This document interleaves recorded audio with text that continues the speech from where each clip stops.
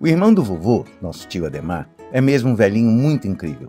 Ele sai com meu pai para ir ao estádio sempre que o time deles está disputando alguma partida importante e ambos juram que conseguem fazer tudo o que os jovens fazem quando estão lá no estádio. Porém, sabemos que a saúde do tio não é tão boa assim. Diagnosticado com diabetes desde quando tinha 55 anos, segue uma dieta e um controle de sua glicose tão detalhados que só mesmo em dia de jogo é que ele se permite comer algo fora da dieta e tomar uma cerveja com o papai no estádio. Fora isso, ele é uma das pessoas mais regradas em termos de alimentação que eu conheço. Segundo o que ele me contou, o diabetes não é uma doença a qual se deva dar pouca importância, visto que suas complicações de saúde podem levar a sérios riscos, inclusive até mesmo a cegueira.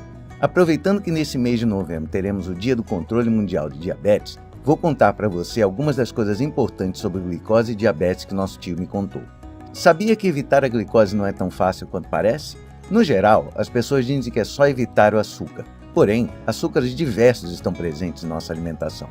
Não é só o açúcar branco que colocamos no café que precisamos evitar, tem muito mais. Por exemplo, além de tudo que já leva açúcar, como doce e balas, a maioria dos pratos salgados que comemos contém partes que se transformam em glicose depois de ingeridos.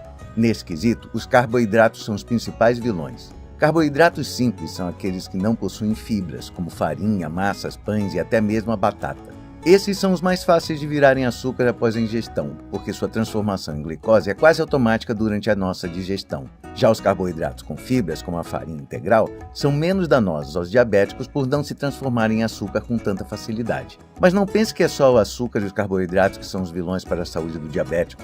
O sal também faz estrago e é preciso que o usemos com cautela. Por ser rico em sódio, o sal pode trazer distúrbios renais e de circulação que acarretam problemas terríveis a quem já tem diabetes.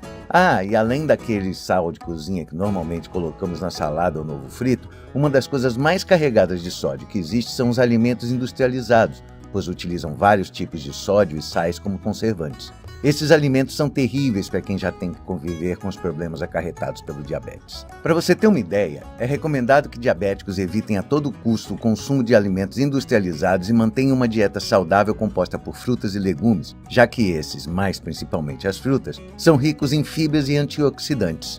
Você já deve ter ouvido gente dizer que fruta não é bom para quem tem diabetes porque são doces, mas na real, isso não é bem assim.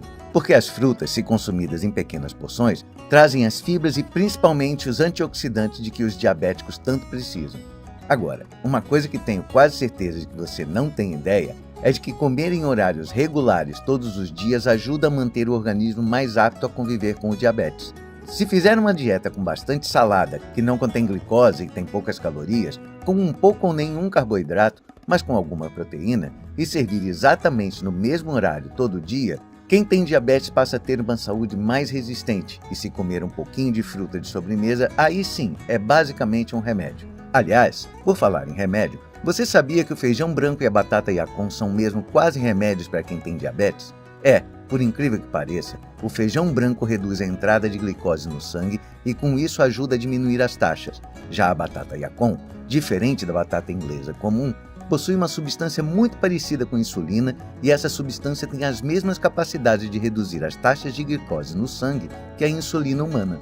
E por fim, embora não sendo um remédio em si, a canela diminui a glicose existente no organismo, ou seja, ela não é como o feijão branco que evita a entrada da glicose no sangue, ela remove um pouco do que já tem lá. E por fim, para fechar esse papo sobre diabetes, só preciso comentar de que além da alimentação, são indispensáveis os exercícios regulares. É recomendado a pessoas diabéticas que, no mínimo, caminhem por algum tempo todos os dias, mesmo sem muito esforço. Porém, caso a pessoa consiga, deve se exercitar além da caminhada. Olha, eu nem sei se você conhece alguém com diabetes, mas se conhece, já pode passar essas informações adiante, porque elas realmente podem ajudar alguém. Digo isso porque o nosso tio não para de falar nisso o tempo todo, e no final, todo mundo acaba sabendo bastante como lidar com a doença. E não é por nada não, mas seguindo a dieta regrada que ele leva, tenho certeza de que a diabetes não vai estragar com a vida dele não.